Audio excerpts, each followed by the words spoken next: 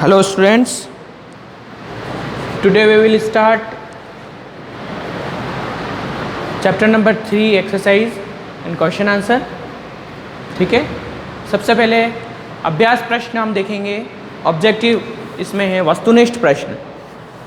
भारतवर्षस्य उत्तरस्यां दिशि वर्तते. भारत की उत्तर दिशा में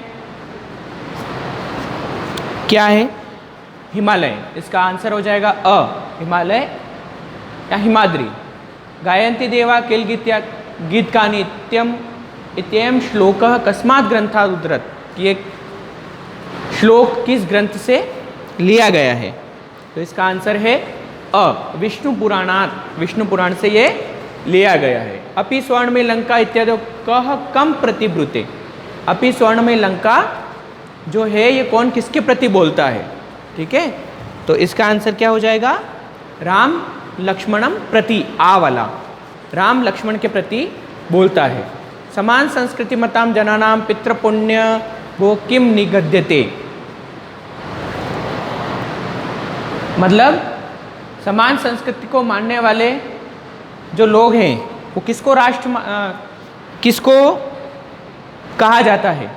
समान संस्कृति जनानाम पितृपुण्य भूः, जिसकी पितृपुण्य भूमि है उसको क्या बोलते हैं? एकम राष्ट्रम. अ इसका आंसर है एकम राष्ट्रम.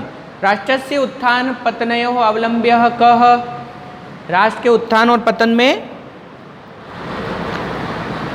सहारा लेकर कौन चलता है?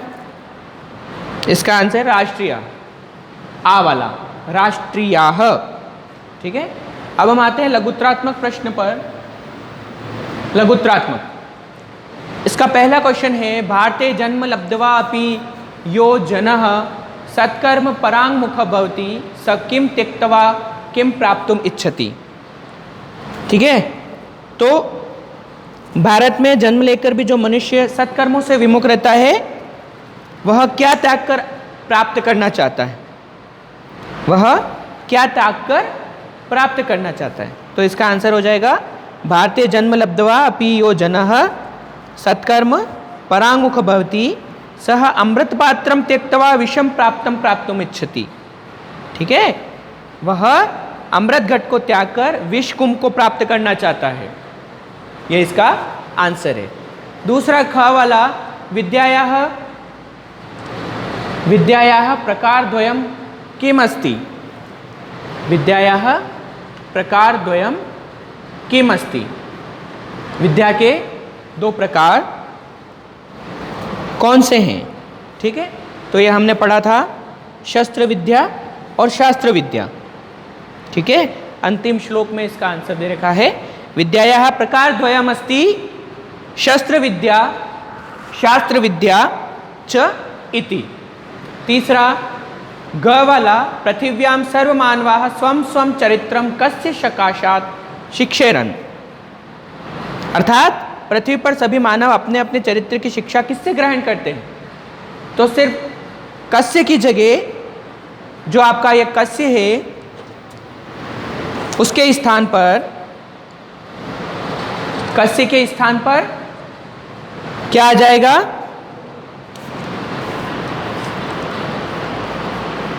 देखिए, पृथिव्यां सर्वमानवाः स्वं स्वं चरित्रं भारत देशस्य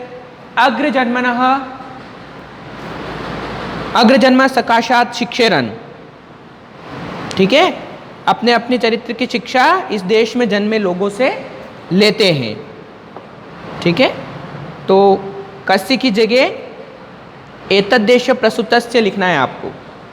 ठीक है, इस कस्य की जगह एतद्देश प्रसूतस्य लिखना है. इसके बाद आपका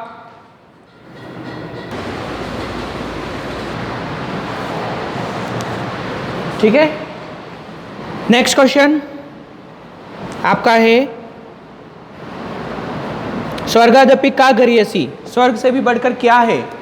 तो का की जगह आपको लिखना है जननी जन्मभूमिश्च. ठीक है, जननी जन्मभूमिश्च. जननी और जन्मभूमि ये आपका मातृभूमि से भी बढ़कर है. नेक्स्ट क्वेश्चन है कया विना स्वनिकटस्थ अपि राष्ट्रम जनाः न पश्यन्ति। इसका क्वेश्चन है आपका, किसके बिना अपने समीपस्थ, अपने पास राष्ट्र को भी लोग नहीं देख पाते हैं, है ना। तो राष्ट्र दृष्टि विना स्वनिकटम स्थितम अपि, कया की जगह आपको लिखना है राष्ट्र दृष्टि विना। च वाला है राष्ट्र कस्य स्वत्वम न भवितुम शक्नोति, अर्थात राष्ट्र पर किसका स्वामित्व नहीं हो सकता है, कस्य स्वत्वम, स्वामित्व नहीं हो सकता है। तो इसका आंसर हो जाएगा आपका राष्ट्रे पितृभूत्वम पुण्यभूत्वम इति द्वयम यस्य न विद्यते। ठीक है, अर्थात पिता की भूमि और पुण्य भूमि ये दो भाव जिसके नहीं होते, उस राष्ट्र पर उसका स्वामित्व नहीं हो सकता। शास्त्र चर्चा कदा प्रवर्तते, अंतिम प्रश्न, शास्त्र चर्चा कब प्रवर्त होती है। तो इसका उत्तर हो जाएगा जब राष्ट्र शस्त्र से सुरक्षित होता है तब शास्त्र चर्चा प्रवृत्त होती है। तो आपको कदा की जगह शस्त्रेण राष्ट्रे रक्षिते सति प्रवर्तते, शास्त्र चर्चा शस्त्रेण राष्ट्रे रक्षिते सति प्रवर्तते। नेक्स्ट क्वेश्चन है क खंडम ख खंडेन सह योजयन्तु। क खंड को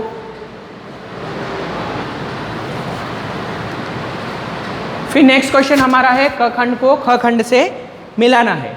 ठीक है, तो ये दे रखा है भारतम, इसका भारतीय हो जाएगा।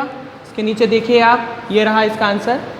राष्ट्रम का राष्ट्रीय, विद्या का शस्त्रम शास्त्रम च, हिमालय का हिमाद्री आ जाएगा, ये हिमाद्री, यावती का तावती हो जाएगा और यस्य का तस्य हो जाएगा। इसके बाद विलोम पदानी पाठ के अंदर से अपन को चुनने हैं।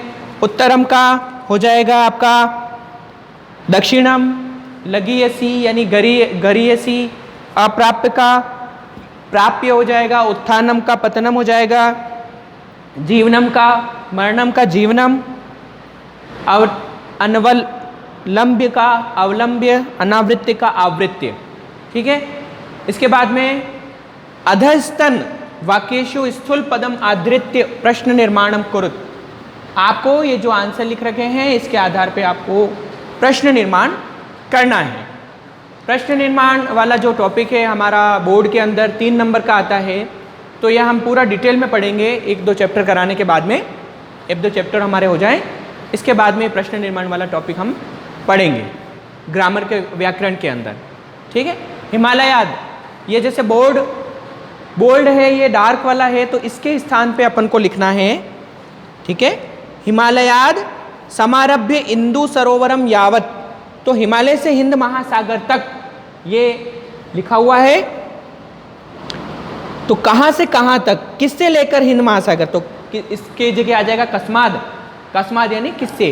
नेक्स्ट वाला है धन्यास्तु ते संति, अर्थात धन्य कौन है, वे तो धन्य है ना। तो क्वेश्चन क्या बन जाएगा, धन्य कौन है, धन्याः के संति, ते की जगह के आ जाएगा और धन्याः आ जाएगा। थर्ड वाला मैं न रोचते, मुझे अच्छा नहीं लगता, है ना, तो मैं यानी मुझे, तो किसे अच्छा नहीं लगता, तो किसे की जगह आपका आ जाएगा कस्मे, कस्मे आ जाएगा, कस्मे न रोचते।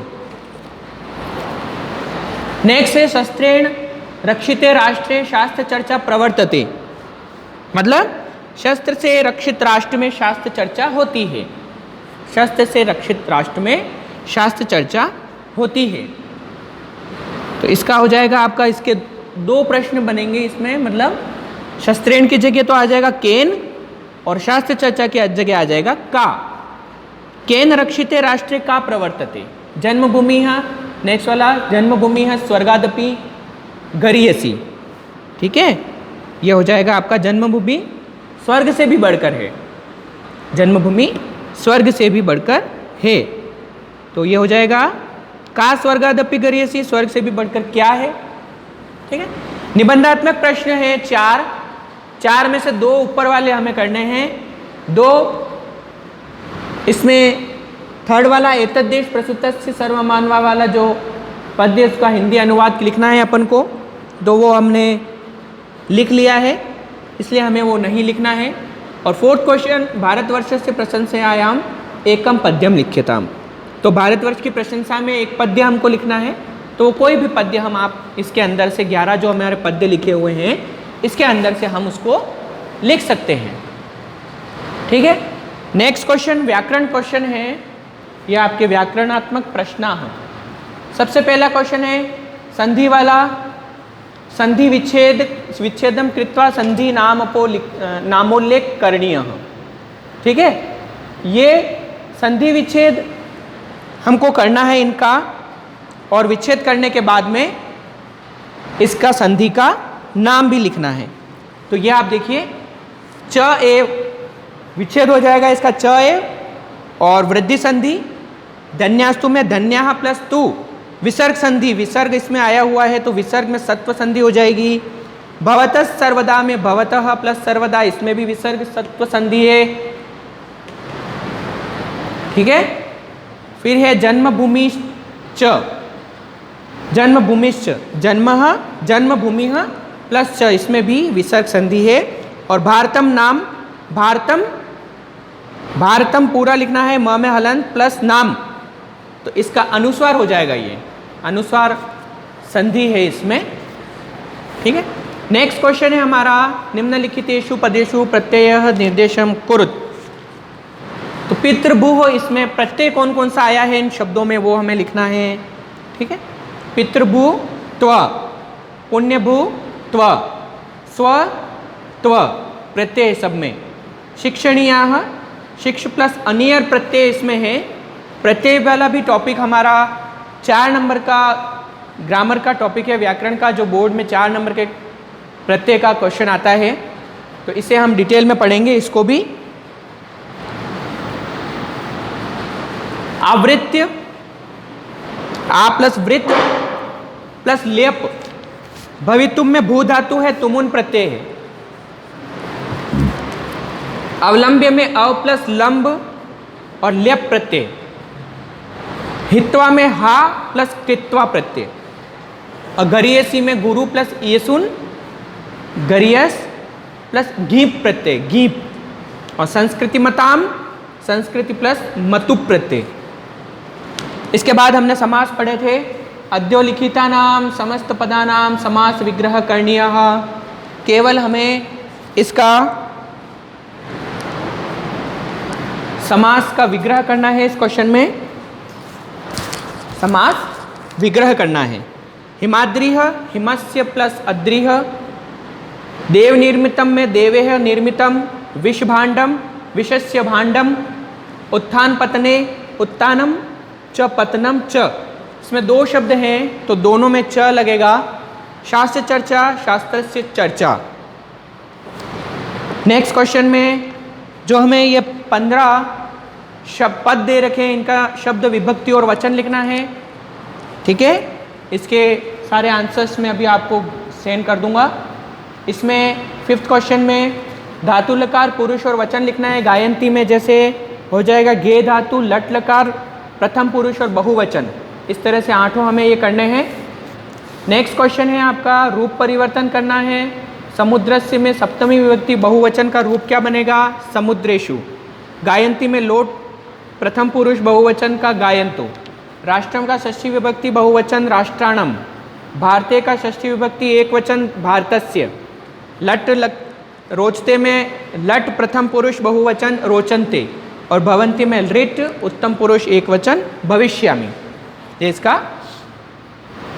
और 7th क्वेश्चन में हमें वाक्य प्रयोग करने हैं, तो वाक्य प्रयोग आप किसी भी प्रकार से बना सकते हैं।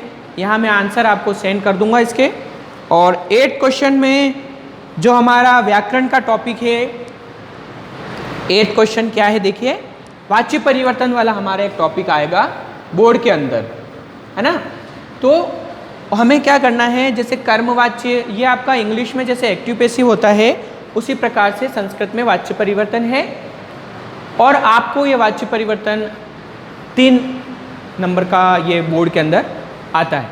कर्मवाच्य से कर्तवाच्य बनाना, या कर्तवाच्य से कर्मवाच्य बनाना, या कर्मवाच्य से भाववाच्य बनाना। 3 प्रकार के वाच्य होते हैं आपके, कर्मवाच्य, कृत्यवाच्य और भाववाच्य। तो आपको उसके अंदर परिवर्तन कर, जैसे उदाहरण दे रखा सज्जने धेनु रक्षते रक्षीयते, सज्जन धेनु रक्षति, मतलब क्या हो जाएगा, जैसे कर्मवाच्य में